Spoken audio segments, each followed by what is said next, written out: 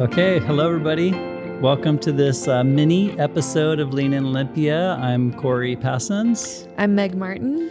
And we are your hosts for Lean in Olympia. We've been doing this show for about 4 years now, and we wanted to just check in and give a couple little updates on some things that are going on. So here we are. Yeah, kicking off another season of Lean in Olympia. Yeah, it's good. It's really good. You thought you had gotten rid of us, but here we are. No, we are hanging around. We are definitely hanging around. Back in the studio. Yeah, and so today we just wanted to, recap where we've been, what this show has meant to us, and to tell you about what's upcoming for the show in this new episode. So we've been, doing this for about 4 years, and started during the pandemic. Yeah, and we've had the chance to really meet with people from the wider community and to ask them about how they're doing their work, why they're doing their work, and to explore who they are in our area. Mm-hmm. And I was just trying to think today, I wish I could remember there's been a lot, and I wish I could remember all of them in detail, but the ones that really stick with me just deeply affirm how meaningful it is to hear someone tell their story and to have that, shared with us all so that we can appreciate them and feel that sense of appreciation in our community.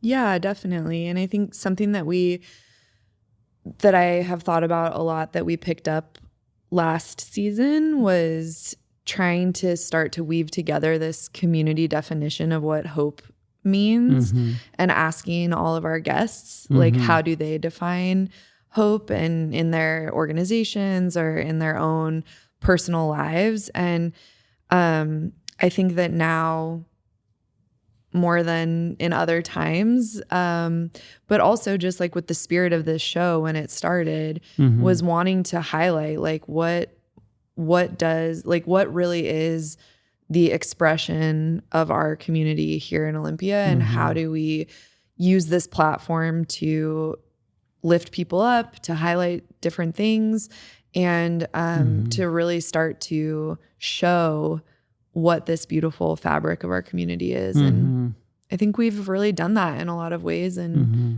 are really excited to keep doing that and to keep moving with it. Yeah, I sometimes forget about the fact that we started during COVID and we had this impulse to want to reach out and connect, mm-hmm. and to bridge that gap that was sometimes what was physically there with the distancing, but also, as time has gone on, we've seen that, there's been other kinds of distancing and isolation is growing, and we just want to be a part of that reconnection.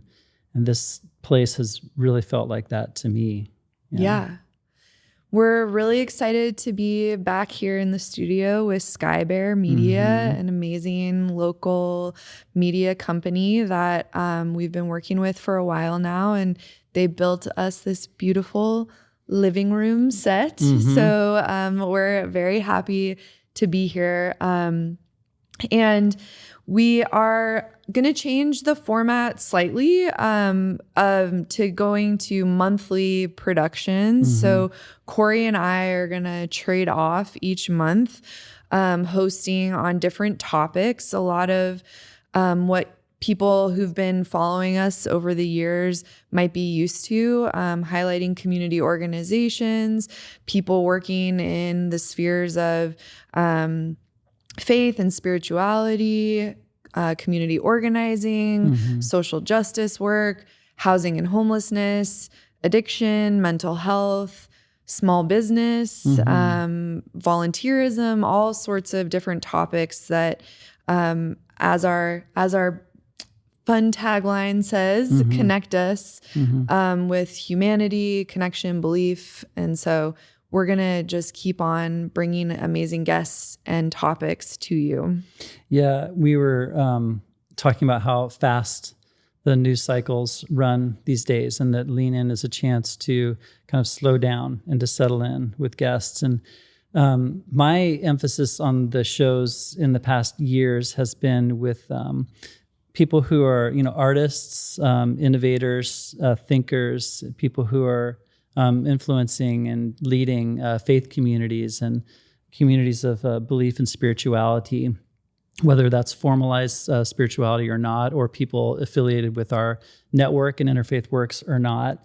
And I was thinking about a recent conversation with Pastor Mark Rambo, who's up at First Baptist Church nearby. And it's an iconic building. Many people can identify the building itself, but they might not know the story, that they've had a decades-long journey with how can they show up for people experiencing homelessness in their area and addiction in a way that's congruent with their beliefs. And then how do they understand those beliefs over time? Congregations change. The cultures of congregations change. And so that was a beautiful story of hearing him tell. It was civically engaged, with this topic that we're all working with, but it was also a way to understand his journey in his tradition and also the congregation that he's with. So for me, that was one example of some of the emphasis that I have and the way that I was able to really appreciate the depth of that story. Yeah, totally.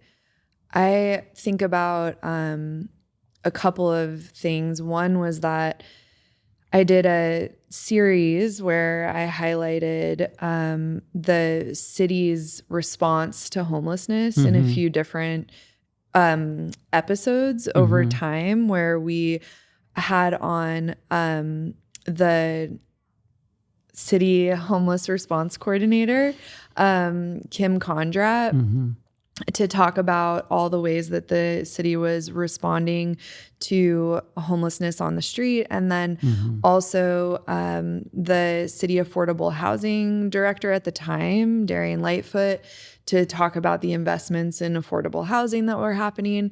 And then we also had on Teal Russell from the crew team to talk about the mental health response that goes through dispatch at the city level. And so it was really interesting because so often we hear like, what is the city even doing about homelessness? And so to be able to take the space and the time to allow them to share, like, this is exactly what's happening every day to address this issue that is so visible to so many people.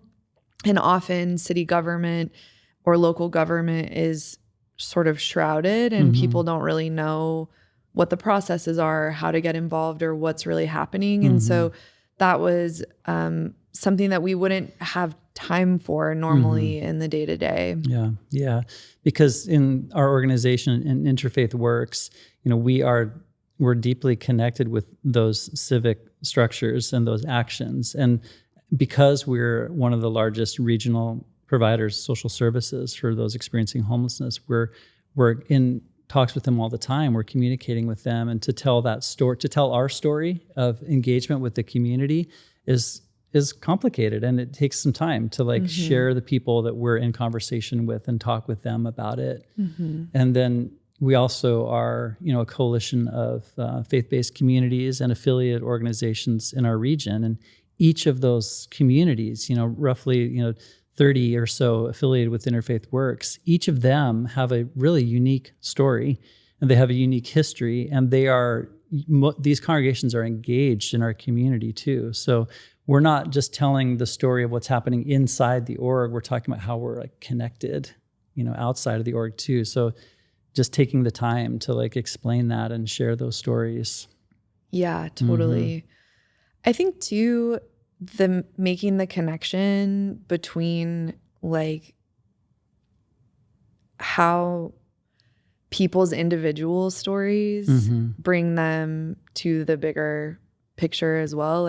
While you were just saying that, I was thinking about both my episode with Khurshida Begum, where her personal story of just overcoming so much in her life that has led her to creating this incredible organization called Osho that is in Tumwater, that is this beautiful space of cultural magic, magic. It's food and it's music and it's justice and it's organizing and it's bright and warm and all of these different, it's education, it's all of this stuff. And it's all because of, you know, Kershita and the person that she is and what she's gone through and how she's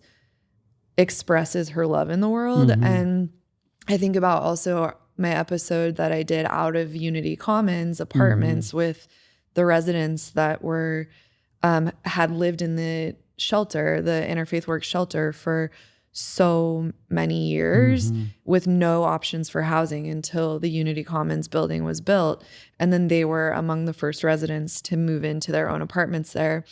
And they're all still housed there. Yeah. And just hearing them and like what they had gone through to get to this place of stability that our entire community had to come together to contribute to literally build the wood and the drywall and all of that to get them to that place. And so, yeah. And that episode was so cool because what it does is it allows people who sometimes they're faceless or anonymous, you know, it allows that story to come out. And in that, you had like 3 or 4 people in that episode, and they were able to share, you know, this conversation back and forth. And it it reminded me, you know, to remember the humanity. You know, there's never just like this person. They're real person, and they have a story, you know, and they live among us, and they have something to say, you know. So I really appreciated that episode. That was really cool. Yeah. Yeah. So, yeah, when we were talking about coming back for a new season, just thinking about how important this connection feels now. Yeah. Always more than, it's like now more than ever, but like also that's how it really felt when we started this show. And so it's still so important for us to find different ways to connect, to lift up, to find hope and resolve and inspiration. Yeah. I know that hasn't always been easy for me lately. And so I'm really wanting that. And I think this is a really good way for us to find it. Yeah, it's pretty easy to have conversations with folks these days and to ask, you know, how they're doing, and to feel some of the strain and the emerging just challenges of our time. You know, and this is through budgets for different organizations that we're parallel with. This is through, you know, ways that people are seeing different structures in society changing and wondering where they fit in with that or not. It's seeing different ways that our, you know, government is showing up in spaces. And all of this is conversations that we have to have with each other about how we want to show up when we see these changes, about how we can reach out, you know, when we feel isolated, and what can we offer, you know, to reconnect. So that's why I feel really energized for this show and for the work we're doing. Totally. Yeah. Yeah. So what this again will look like is that Lean In is going to go to a monthly episode structure that's going to be starting in October. We're just saying hello today and letting you know that we're going to be doing a candidate forum on Lean In Olympia this month. We'll be doing 2 different sessions with the 11 candidates that we hope to have join us. And then we'll be turning those around as quickly as we're able to do that. And then also this fall, we have a number of events that happen through Interfaith Works that we're going to be offering trailers and ways that you can learn about them to, you know, potentially participate in those events too. So that will take us into September and October and beyond. Yeah. Yeah. And you'll be able to find us where you always have been, on YouTube, links on our Facebook page, and on all podcasting platforms as well, Spotify, Apple Music, I believe, as well too. Yeah. And we are, you know, still committed to this show. We're still committed to your stories. We'd love to hear from you if you have ideas for us. Not that we don't always have amazing ideas, but it is amazing to hear from y'all on some of the episodes that I've had that I look back on And I'm so grateful for have just been, an email suggesting this person or that person, and then following up and then having an experience and a conversation that was really life-giving and meaningful to me. So stay tuned. The show is still about conversations at the crossroads of humanity, justice, and belief. We're still going to try to tell the story of what's happening inside of Interfaith Works, but also how we are connected with the wider community. Yeah. So anything else? I don't think so. I don't think so. I think we're both excited to be here with y'all and to see what the upcoming episodes are like. And till then, we'll see you at the next episode. Yeah.